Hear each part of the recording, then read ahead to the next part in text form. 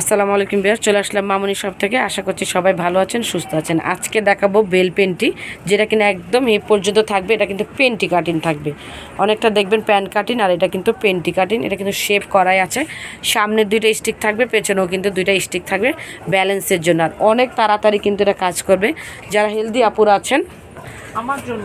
আপুরা আছেন তারা কিন্তু এটা কন্টিনিউ ইউজ করতে পারেন, খুবই তাড়াতাড়ি কাজ করবে আর অনেক কমফোর্টেবল। ফ্যাব্রিকটা যে ব্যাকপার্টটা দেখেন, শেপ কিন্তু দেয়াই রয়েছে, অনেক সুন্দর শেপ দেওয়া রয়েছে।